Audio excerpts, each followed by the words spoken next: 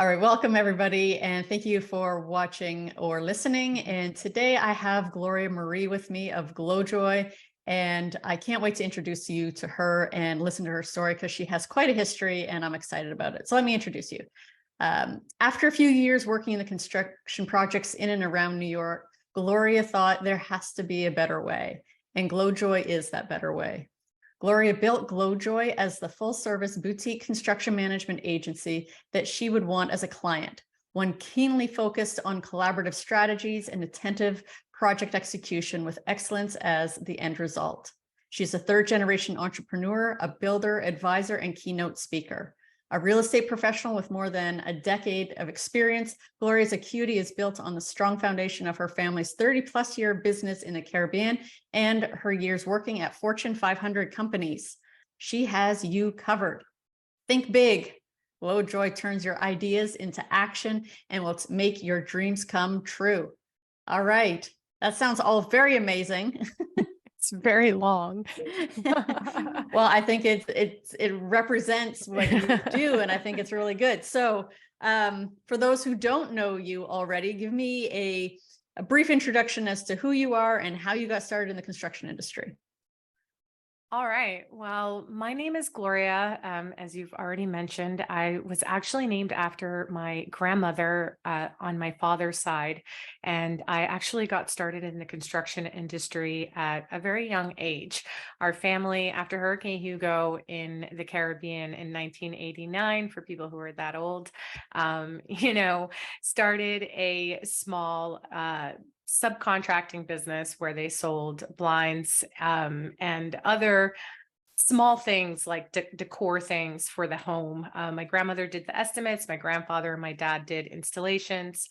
My uncle was a builder, also a part of our family business. So as a kid, I just kind of grew up in and around job sites. And so I think my experience in the construction industry starts there officially as an adult. However, I've been in the construction industry for, I would say, about 5 to 6 years now. And we started this company while I was in between, I guess, my corporate work and some medical leave that I had to take for surgery.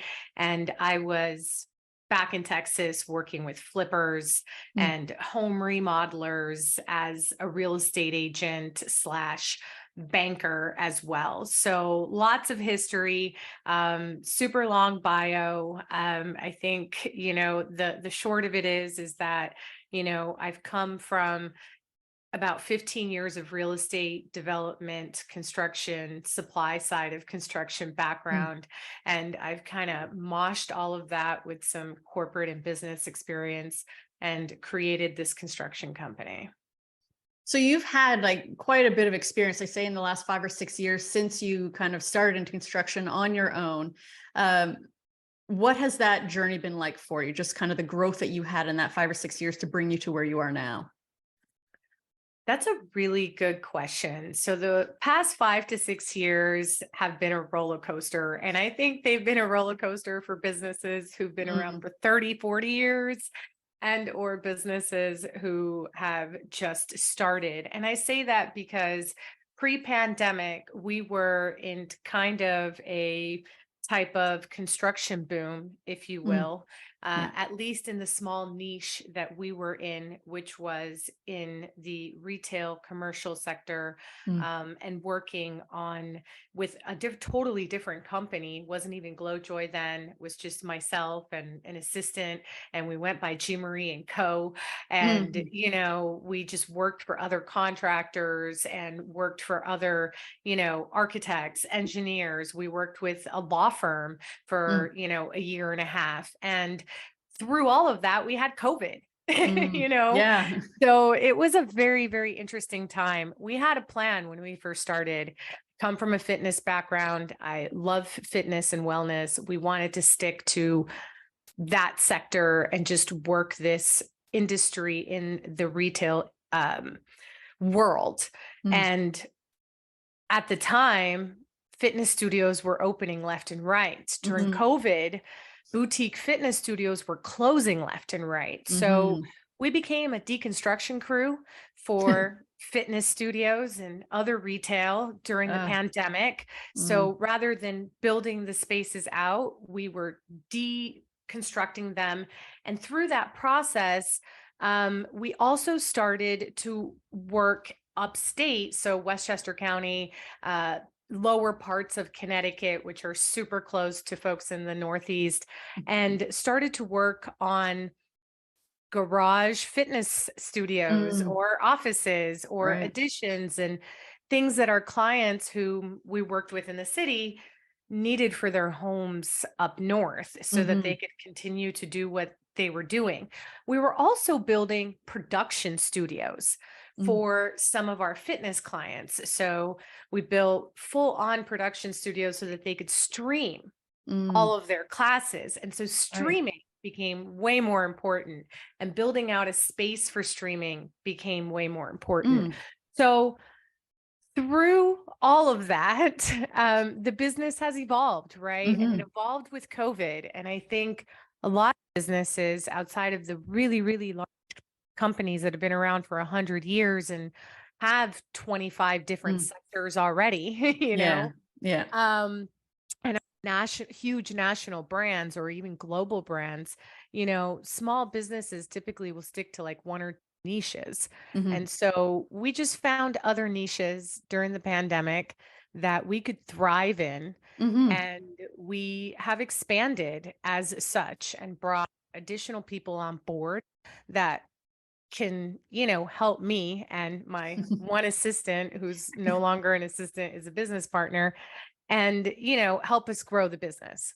Right. So originally, when you went from corporate and you left that and you came into what ended up being construction, what was it that made you make that decision to go, okay, well, this isn't working for me anymore. I'm just going to go out on my own? Because I think the audience, that's something that a lot of them kind of think about. Is just like, what does that look like? So what helped you make that decision?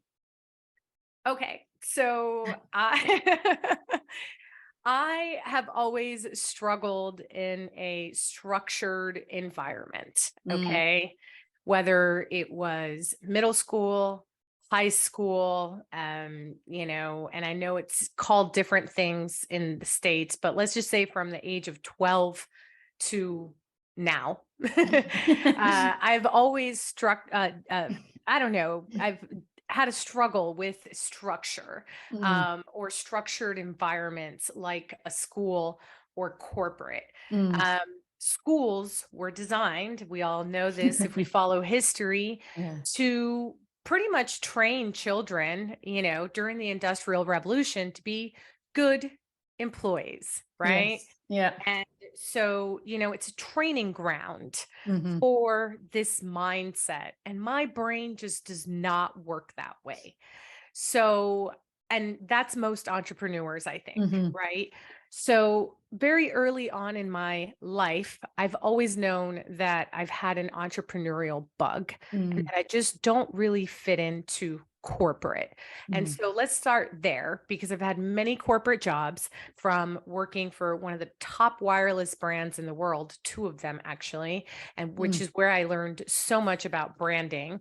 And I'm sure we'll get to that at some mhm. point, but I just never fit in. I was always the insubordinate person that spoke their mind when they weren't supposed to, and ended up either getting asked to leave or ended up getting canned, or I got kicked out of high school, in the ninth grade. And it was a mutual agreement between my parents and the school over some stuff that had gone on. I ended up being homeschooled, and it was probably the best thing that ever happened to me. Mm, So, yeah. I love to learn, but it has to be on my terms. Mhm. And, I love to learn about different things. And that's one of the things that I love about the construction industry. Mm, And so while I was on this leave, I realized, as I was helping other investors and myself, remodeling homes, that the construction industry lacked some much needed structure, which mm. sounds so Ironic. so counterintuitive and Yeah, ironic, all along, right? yeah. But it really lacks structure in some areas. And I saw this vision where Mm. I could just organize projects in a certain type of way and Mhm. do things a little bit differently than I had seen the contractors we were dealing with, Mhm. at the time, doing things and maybe organizing things in a way where owners and subcontractors and everybody could just communicate and, all of the stuff that the construction industry was lacking for me, Yeah. you Mhm. know? And I say for me because obviously there's a ton of amazing contractors out there, Mhm. but I'm coming from my experience and what I was experiencing and the what I saw as an opportunity to fill a void.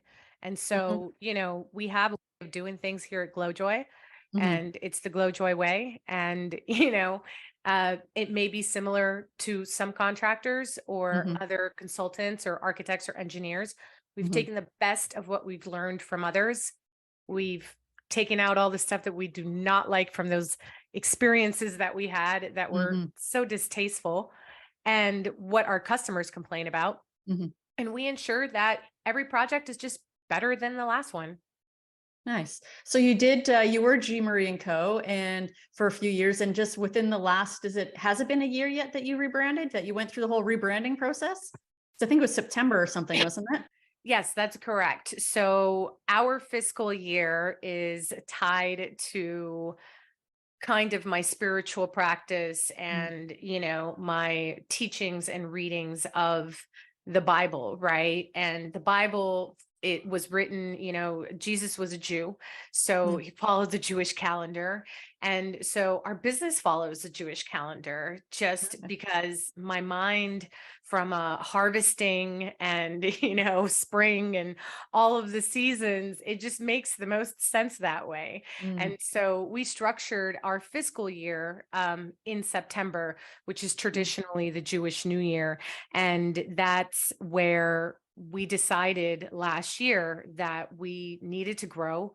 We needed to bring some more of these folks that were just helping us out here and there into more of a structured part of our team Mhm. and really grow the business by sector, Mhm. not try to do everything at once, but really focus on certain sectors and certain niches and change the name so that we could not just be tied to Gloria Mhm. because that's me, but you know, um, really just be a brand that can grow outside of me and, grow without me, more Yeah. So, importantly. what was that whole process like? What did you go through in order to do that, to make that shift?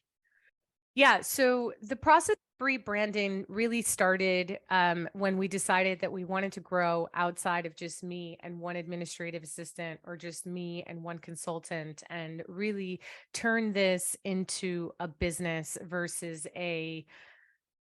me being a subcontractor, Mm. right? Mhm. And so G Marie and Co. is fine if it's just G Marie and one or two co.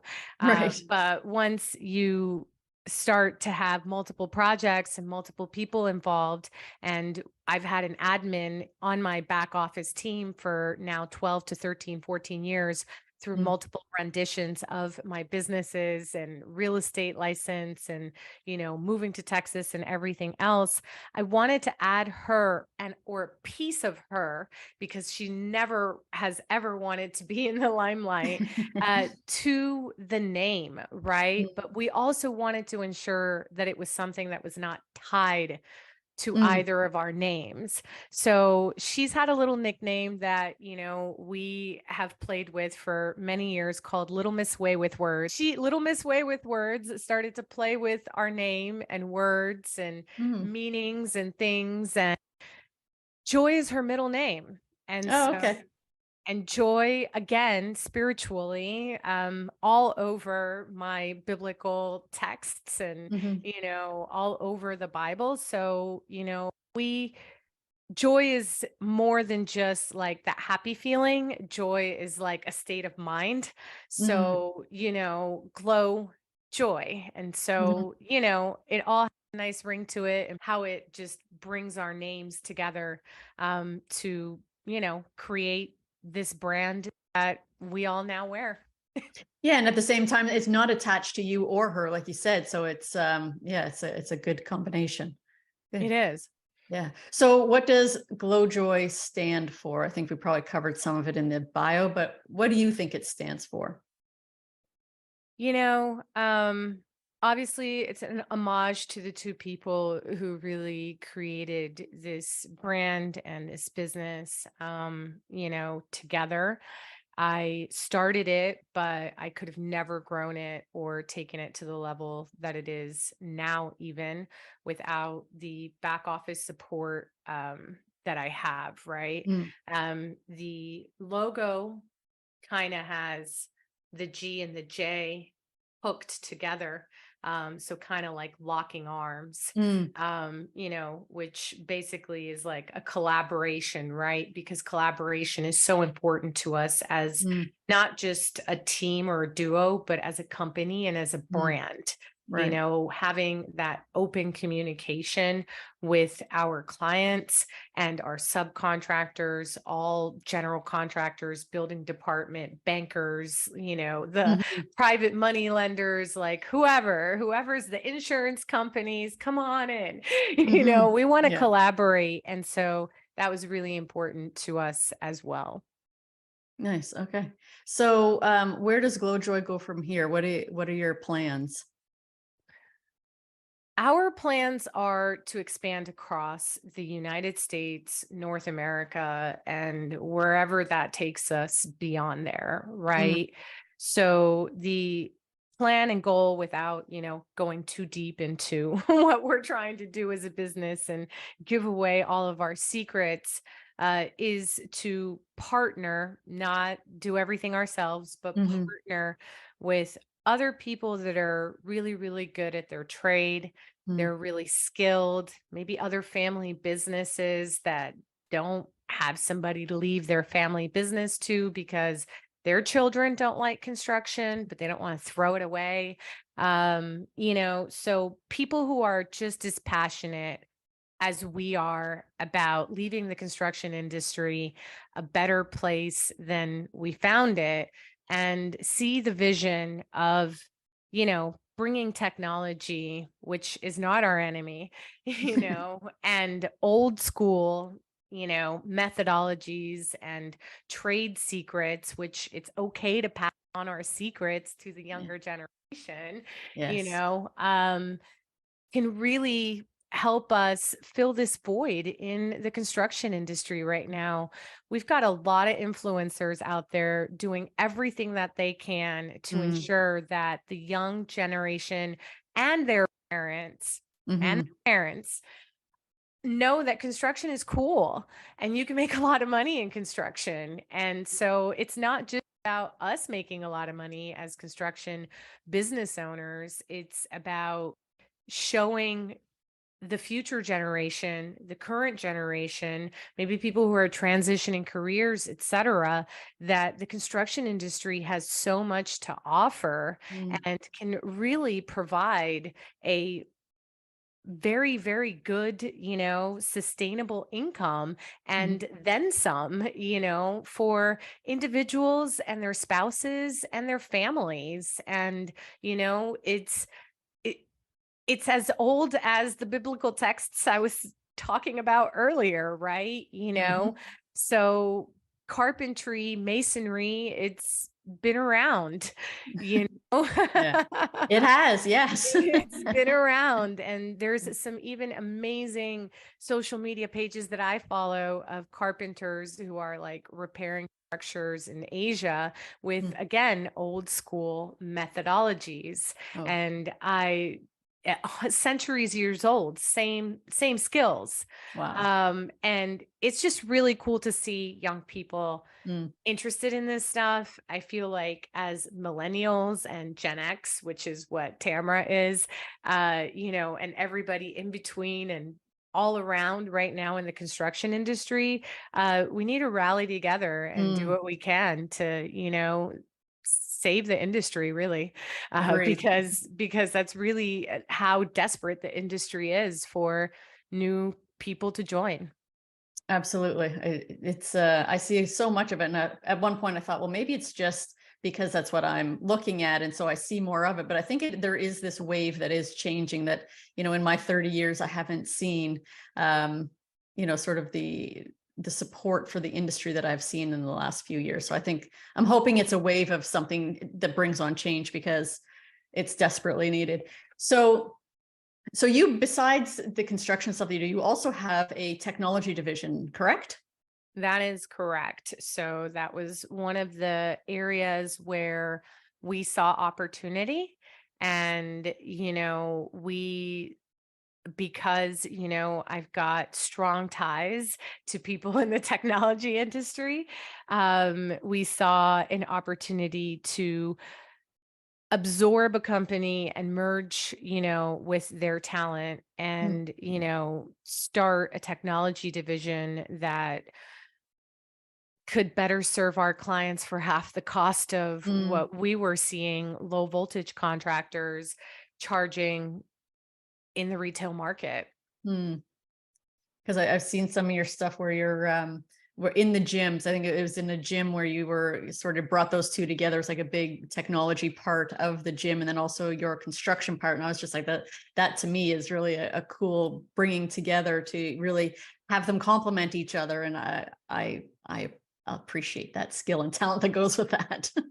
Yeah. So, and it's funny that you mentioned that, because we were talking about technology, right? As we're talking about the labor aspect. And so Mm, there's just so much mm, that kind of intertwines with the construction industry, and so people don't know that there is a lot of technology now as a mhm, part of the construction industry. We just wrote an entire blog on smart building science and, mm, what a smart building is and, why it matters. And this is a building that talks to you. That's effectively a smart building, crazy. and it's the technology that's talking to you, right? Mhm, From the HVAC systems communicating and the plumbing systems. mhm. And so we're talking about the things in the wall. We're not talking about, just a Ring doorbell or some keypad, Right. which we Yeah. do that too, right? We do Yeah. that too.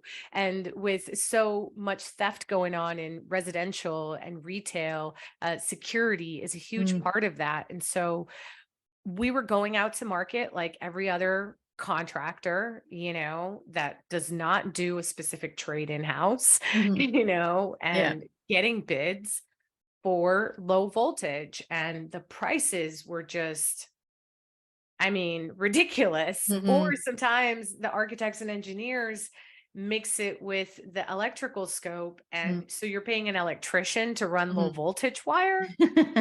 Yeah. And you're paying an electrician to, hook up, POE lights, which Mm, I get it. They're hooked up to the panel and everything else. But then there's a whole technology component of putting together like a tower or, a data room, which mm, in a lot of cases for us, for the gyms, makes more sense to have either a secure data rack or at least a data closet. mm, In some buildings, we have data rooms, and then there's a whole data center. So, there's all sorts of construction that goes with technology and mhm. data and and I'm obviously not a technology person because I can't even think of the words. I'm the contractor here. Yeah.